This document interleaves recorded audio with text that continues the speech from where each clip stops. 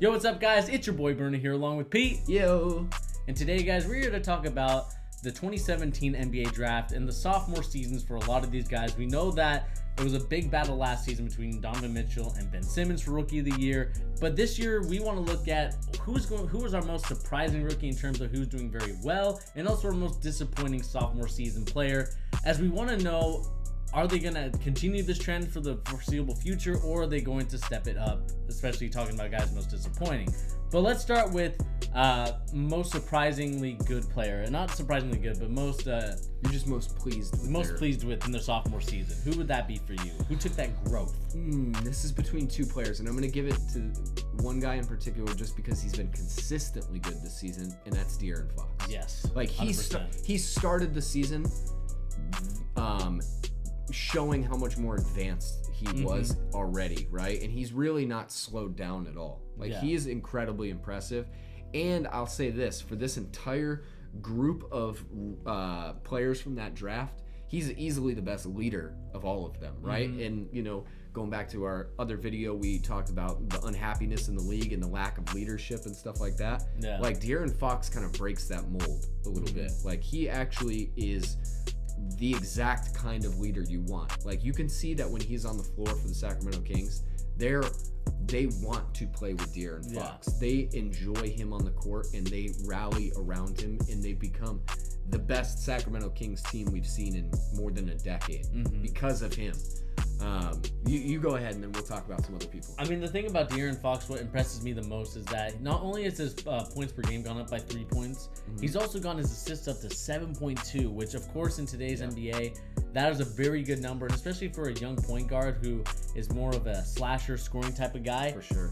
Passing the ball like that is very impressive, and the fact that he also is able to increase his 3-point percentage by 3% really does help a lot, and it gets him more to that league average around 40%, which is where you want your NBA players to be. And his effective field goal percentage is not the best, still at 50%. I'll round it up. But AaronFox, the way that he's able to control the game, control the floor, control his teammates, like you said, it's something that rarely a lot of people have, and I talked about that in the last video. Not a lot of people have this, and if they did have this, you'd be butting heads a lot. So it's great to see guys like AaronFox kind of break the mold of a guy that just is a yes man or just follows the pack, but is the leader of his own pack and helps these Sacramento Kings, and they might even reach the playoffs if they play their cards right. They could, yeah, and they could actually give whatever team they come up against, like, not a run for their money because it could be the Warriors, but they could actually be they'd be more of a challenge than a team like the Lakers would for the Warriors, that's for sure. You know, one other thing I'd say about him too is, like, the way he progresses to me, or has progressed, is much more telling of a player that's going to be really, really good than a guy like Jayson Tatum, for example, right? Just to use another name, because Jayson Tatum had the really high highs of his first season, and then the progression just wasn't there. But seeing a guy who's average go from average to being really very good that is the exact progression you want to see. Or even like Donovan Mitchell, who is actually my runner-up for the most. I've been impressed with him this season. Right. But the thing is, Donovan Mitchell started this season really poorly. Very inconsistent. He's incredibly inconsistent. All the things that made his game not exceptional last season were the forefront of what he was doing. You know, taking really like inefficient shots, lots of mid-range stuff, and just like not being a very good passer. Those were all the things he needed to work on in the off season, and then those were the only things that he was doing to start the season, right? So we're still seeing him progress, and now he looks like he could end up being the best player from that draft based on how he's played this season or in these last couple months. Yeah.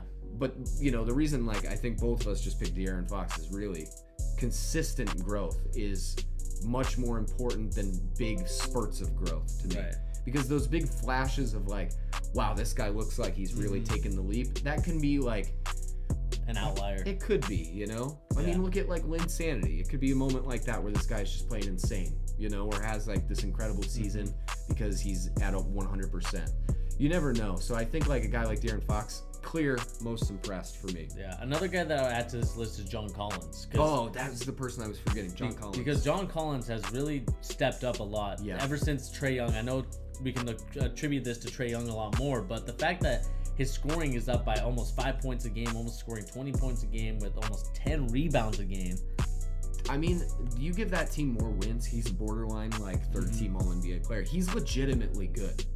I would, and maybe this is, I'm going to get some hate in the comments and maybe even from you. I would say that the Atlanta Hawks' success right now is more attributed to him than it is Trae Young. I would think, because he's been consistently very good from the beginning, and he like single-handedly will dominate the paint, and he's a little bit smaller, but he opens up a lot of stuff on the outside for Herter and Trae Young.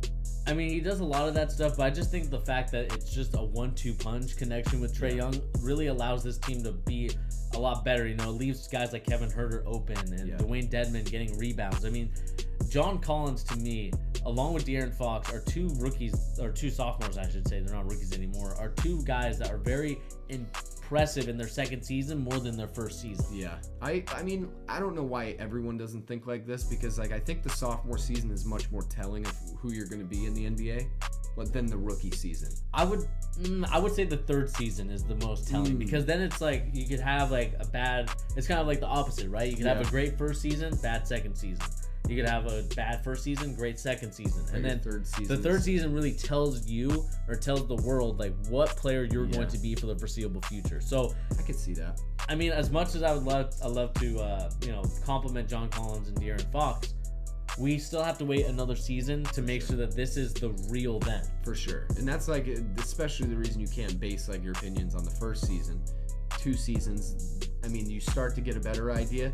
But like you said, yeah, you're probably right. Third season is probably the most important. But I would say like the progression that a guy like Collins and De'Aaron Fox have shown, I'd say that is much more, I would just say that's very telling. Like we have a better idea of who those guys are than we do Jayson Tatum at this point. Right. Which leads us into our next thing. Who's your most disappointing? Most disappointing. Which, before caveat, Markelle Fultz does not count. Yeah. For most disappointing, I would have to go with a guy that's technically supposed to be a junior, and that's Ben Simmons. No, you can't use him. He shouldn't have been in the Rookie of the Year discussion. I'm going Ben Simmons. Oh my goodness, the cop-out of all the cop-out of Ben Simmons. And the reason why I say this is because here's a guy that in the offseason, a lot of people told him what he needed to work on, right? His three-point shooting, his shooting in general, adding new moves. But the fact that a lot of guys compare him to just a 6'10 Rondo, it's kind of insulting. I'll tell you this, the next time we record, I'm coming in with a shirt that says sophomore with the definition of sophomore, because he is not a sophomore. I mean, but the thing is, he's included in that class, so I'm going to include him in there since he is the Rookie of the Year. The fact that his shooting ability, instead of working on his game, he's been working on his other game and getting Kendall Jenner on dates instead of working on his basketball game. And I know this is just, I know it's been, for off season you can do whatever you want. Yeah. But you have to work on your 3-point shot. You can't just ignore the fact that the league right now is a 3-point shooting league. He's trying. Kind of. No, bit. I mean, he's taking like how many shots? I think he's taking like 5 or 6. He's taking like 5 or 6. Just because he's left so wide open, he's like, all right, I have to take it. Yeah, but he's like, I feel like it's coming. It's going to come along. I also don't think like his performance is right where we all thought it was going to be. Did you think he was going to be like significantly better than last season? No, but I was expecting at least a 20% from 3-point land. No, because he doesn't take enough shots. Just shoot. That's all you got to do. Well, whatever is in the water in Philadelphia, none of them want to shoot. Like, that's the thing, right? Mm-hmm. Well, here, now I'll be the reason on this little table here, all right? And I'm going to say something Bernie's not going to appreciate. It's Jayson Tatum. You think it's Jayson Tatum without a doubt. Because, I mean, he was almost crowned the next guy. Right. Midway through last season. And then he showed us all what he could do, right? And what was our biggest complaint about him last season? Shoot the ball more, right? He hasn't done it because he's surrounded. And not only that, his game is like, he took some of the things that people should get out of their game and made it his focus. Like mid-range shooting is like, that's his thing. The 18-foot jump shot is Jayson Tatum's shot. Right. And right now in the NBA, that is the least viable shot of any. But that's what he does. The guy has all the talent in the world, and if it was me looking at like as a Celtics fan, like that guy, he should have just grabbed the bull by the horns and said, I showed you guys last year, and I will show you again this year. Kyrie Gordon Hayward, who cares? It's Jayson Tatum, and I'm gonna shoot the ball 20 times a game, and I'm gonna be the leading scorer and be the leader of the team, right? He has all the skills to do it. He worked out with Kobe, right? All this stuff and all this hype around him being the next superstar in the league, and I have not seen any of it. Have you? I don't even know if I've watched him put up, like, has he had 30-point games this season? Maybe. Has he had any? I don't believe so. There's no reason that Jayson Tatum couldn't have a 35-point game. The guy has all the offensive skills, and he's big and incredibly athletic. I just feel like I think out of anybody, he's regressed the most, but that's because his peak was so high last year. To me, he's just stayed about the same as last year. And I think that's the reason why you're disappointed, is because he hasn't made that big growth. You know, the growth that we expected a guy like Brandon Ingram to have, right? Yeah. A guy that's supposed to be, you know, averaging 13, 14 points a game to going all the way to 22 to 25 points a game. And that's what I think a lot of us expected him to do, right? We expected him to be on the same level as Kyrie Irving. Yeah. But like I talked about at the beginning, you've got to keep it real, and you got to keep it perspective that this is still a sophomore year Jayson Tatum. For sure. This isn't a junior year. This isn't a guy that's been in the league for 5-6 years. He's still on that growth chart. That potential is still there on the chart to climb up, but it's going very slowly now, or it's going slower due to the fact that the Celtics have been so inconsistent and haven't been living up to the expectations and the hype that they've set themselves out to be. And that might be due to the fact that, like you said, we saw Jayson Tatum, we saw how he dunked on LeBron James, and that was his crowning moment to really be the 20-point per game scorer. Yeah. I mean, you know, he's getting at least a point a game more. He's getting more rebounds. Assists are about the same. Field goal percentage is about the same. Other than 3-point, it's down a little bit. But it's still... I'm not a big fan of win share, but like look at like his number is drastically different because he's so much less efficient to me, right? He doesn't shoot. Honestly, he might actually shoot right around the same amount of shots a game, but his percentages are down by a little bit in every category, right? And I think his PER is down a few points as well, which I don't care about that as much. But his win share is significantly lower than it was last season compared to like an 11. It's down at like 4.8 or whatever that says, 5 somewhere in there. I just think like as a guy who I think is clearly the best prospect still to this point, I would take him over any of the other guys. I just would have liked to see all the hype around him actually be something more than what it is. So my point and the reason why I would pick him is just you're on the best team of any of these other guys in your class. Right. But his game is not representative of that. I mean, I can see it, but I still think, like, going back to Ben Simmons, a guy that's supposed to be, before the Jimmy Butler trade, your second best player, and he's not able to shoot or even stretch the floor out a little bit, that to me is a big cause for pause and alarming. Something should be sounding in the 76ers, like saying, hey, stop hanging out with the Kardashians, who are clout suckers. But here's my counterpoint, and maybe this is me being too much of a devil's advocate, all right? But I would say, you know what you're getting from Ben Simmons at this point, right? So going in expecting Ben Simmons to have whatever it is from 3-point behind the line, right? It's field goal percentage from the 3-point arc. You shouldn't expect that to have been significantly better or even like be there at all, to me, right? Whereas with Tatum, you do expect this guy who has all these tools to be better than he was before, right? And I think, like, I don't want the misconception to be that we don't believe these guys are going to get better, because I don't think you feel that way about Simmons either. He's going to get better. The thing is, it's just like, I'm looking at the totality of what these guys should be doing based on where they are now, right? There's no way Ben Simmons was going to become a 3-point shooter this season, right? Even though he should, there was no way. Jayson Tatum should be on a better team than the team he's on. Like, they should be better, and he should be the main reason that they were better. And he's just not. So that's, that's my reasoning. I mean, another guy that we could easily go for as one of the most disappointing rookies is a guy like Zach Collins. A guy that should be like, top 10 pick. Yeah. He's a guy that needed to go back to college. What about Lonzo?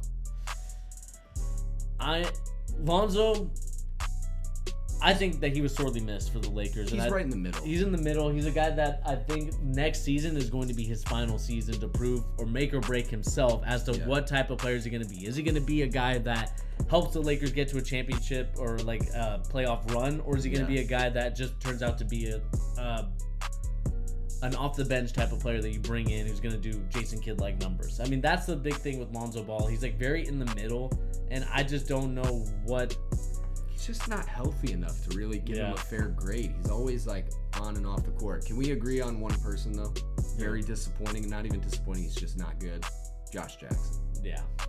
We'll just all agree on that one. He's probably the universal choice as a top 5 pick. What about Fred Ntilikina, your guy?